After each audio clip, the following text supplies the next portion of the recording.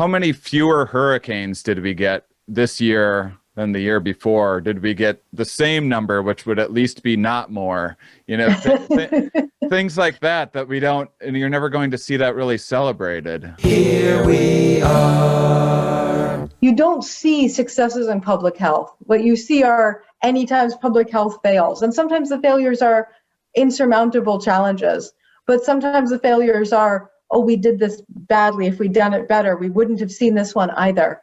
But there are some truly amazing, heroic stories of success in public health that by, it's actually sad in my mind how little we celebrate them, because as they succeed, the awareness of the need for that success goes away.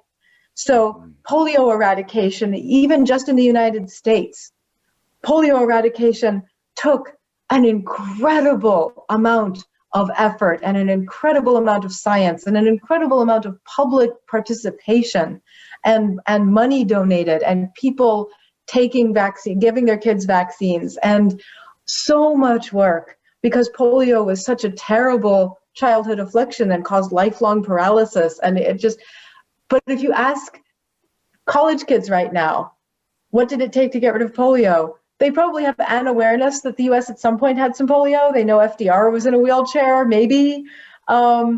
They have maybe seen a performer still from old media who is affected by polio, but they don't have a sense of the magnitude of how much of an endeavor that was and how much of an incredible success it is that we don't have polio in the United States circulating right now. Yeah.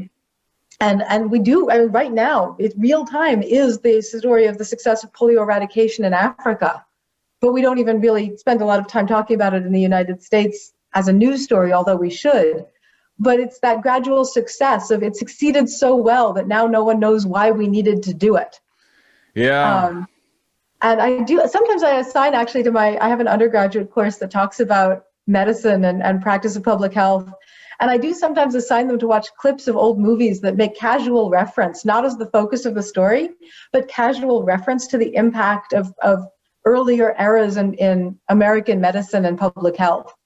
And just like, it's not the story about polio, or it's not the story about antibiotics, but it's just a throwaway comment of like, oh yeah, my brother died of strep infection, or like, that underlying context of what it meant before we had antibiotics and before we had vaccines and before we had protocols that kept women from dying on average in childbirth. And we still have terrible maternal mortality, frankly, but it's way better than it was in the 1920s.